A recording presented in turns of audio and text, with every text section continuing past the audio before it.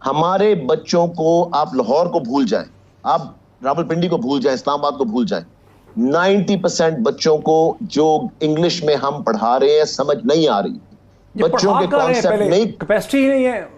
मैं तो सोच रहा हूँ कि पढ़ा कौन से स्कूल है जिनके पास कैपेसिटी है अंग्रेजी में पढ़ाने की, हैं ट्यूशन फी लेने के लिए। लेकिन हमें ज्वाइन कर रहे हैं काशिफ इस्माइल साहब, चेयरमैन हैं पेरेंट सेक्शन कमेटी के। काशिफ इस्माइल साहब, ये सही है कि बहुत से स्कूल जो ऑनलाइन ट्रेनिंग नहीं भी दे सकते वो भी बंद हैं, स्कूल बच्चे नहीं जा रहे लेकिन वो फीस मसलसल जो है मांग रहे हैं या एक्सपेक्ट कर रहे हैं, क्या ये सही है? जी बिल्कुल सही है। और दूसरी, सबसे पहले मैं यहाँ पे ये ऐड करूँगा कि यूनिवर्सिटी तो ऑनलाइन हो सकती है, स्कूल ऑनलाइन नहीं हो सकता। स्कूलों में छोटे बच्चे होते हैं, छोटे बच्चों ने परसीव करना होता है।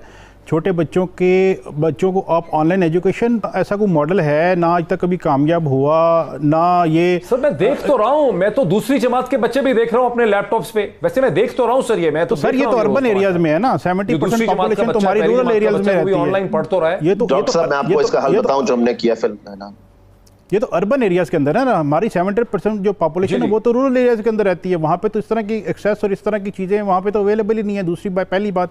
दूसरी बात है कि अगर स्कूलों को इसी तरह ऑनलाइन ही करना है तो फिर तो हम सबसे बड़ा स्कूल हम खुद वालदा नहीं बना सकते हैं, ऑनलाइन स्कूल हम भी बना लेते हैं, फिर हम स्कूलों से बच्चे निकाल लेते हैं, फिर स्कूलों को फीसें देने का तो वैसे कोई जवाब ही नहीं रहता, हम फिर ऑनलाइन स्कूलिंग ही कर लेते हैं। रिसोर्सेज कहां से आएंगे स्कूल खड़ा करने के? 2 कैमरे चाहिए, यूट्यूब चाहिए। आपके पास टीचर्स कहां से आएंगे, रिसोर्सेज कहां से? सर ये टीचर वॉलंटियर भी करती है, टीचर तो वैसे ही उनको सैलरीज नहीं मिल रही है इस वक्त। डॉक्टर साहब मुझे आप टीचर को तो वैसे ही इस वक्त सैलरीज नहीं मिल रही है। हमें रोज टीचर्स के भी कॉल आती हैं, फोन आती हैं। पंजाब के एजुकेशन मिनिस्टर को भी सुनने पे फिर आता हूं जी, जरा क्विकली बात कीजिए, मैं ब्रेक की। देखिए ये online education obviously it's a brand new thing.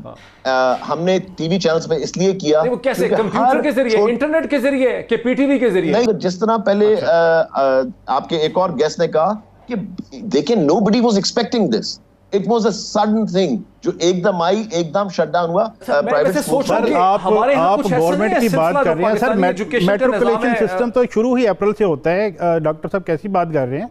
जी मैं 1 to 8 की बात कर रहा हूं। निजाम इस किस्म का नहीं है कि एग्जाम से पहले ही लोग पढ़ते हैं सर। हमारा तो कुछ ऐसा नहीं है कि निजाम तालीम के आखिरी 2 महीने में ही पढ़ना होता है।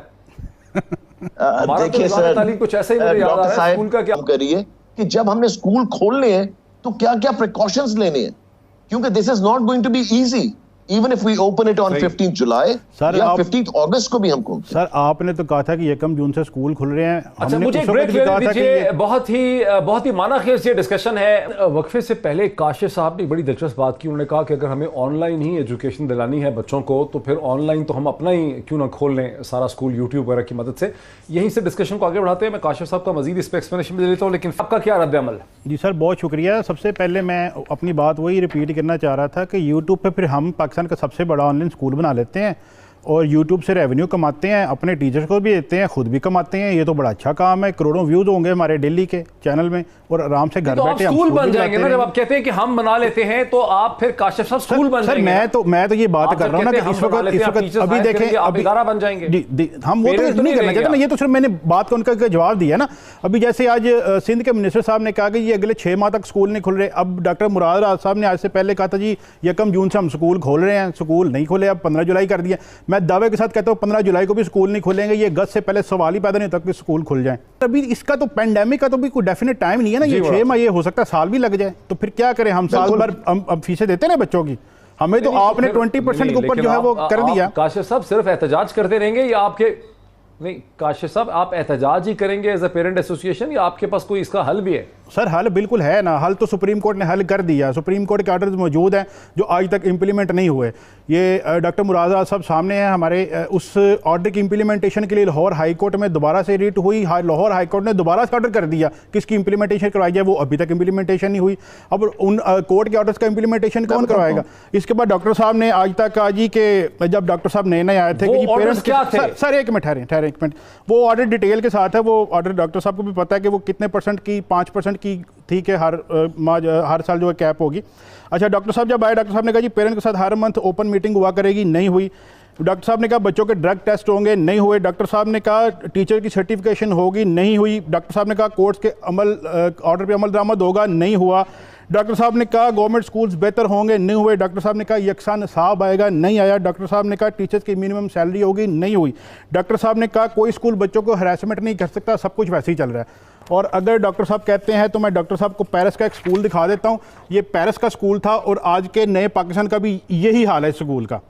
तो सर जब हमारे गवर्नमेंट सर आप कहते हैं तो आप करें रिस्पॉन्ड करना जो है डॉक्टर साहब और डॉक्टर साहब ये देखिए आपकी जो मैं सिर्फ एक मिनट बहुत लंबी हो गई है, एक मिनट सिर्फ मैं एक दो तस्वीरें और दिखा दूं, उसके बाद जवाब आप दीजिएगा। सर ये आपके डॉक्टर साहब ये गुजरांवाला का एक स्कूल है, इस पे ऊपर ये इधर लिखे बराए फरोख्त लिखा हुआ है।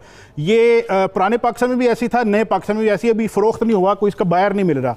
ये एक और स्कूल है, इसके अंदर ये देखें कब्रें आपको नजर आ रही हैं, क्रिश्चियन कब्रें हैं। ये क्रिश्चियन स्कूल है, ये बंद पड़ा हुआ है, गू स्कूल है।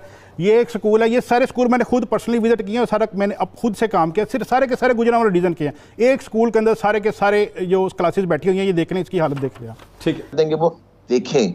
अगर आपके हाथ में वो डंडा ही नहीं है जिसके साथ ये चल सके, ये सिस्टम, उसको आप करेक्ट कर सके, तो कोई आपकी बात नहीं मानेगा। अभी मैं नया एक्ट लेकर आऊंगा ना, तो आप देखना कि कितनी इस वक्त उसकी ऑपोजिशन होनी है, कितनी असेंबली के अंदर ऑपोजिशन होनी है। और हमारे बच्चों को आप लाहौर को भूल जाएं, आप रावलपिंडी को भूल जाएं, इस्लामाबाद को भूल जाएं, 90% बच्चों को जो इंग्लिश में हम पढ़ा रहे हैं समझ नहीं आ रही।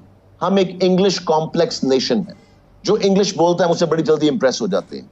बच्चों के कॉन्सेप्ट नहीं, कैपेसिटी ही नहीं है। मैं तो सोच रहा हूं कि पढ़ा कौन से स्कूल है जिनके पास कैपेसिटी है अंग्रेजी में एग्जैक्टली डॉक्टर साहब, ना उनके साथ कोई अंग्रेजी बोलने वाला है, ना माँ बाप बोल रहे हैं, ना बहन भाई बोल रहे हैं, ना दोस्त बोल रहे हैं, ना कोई रिश्तेदार बोल रहा है।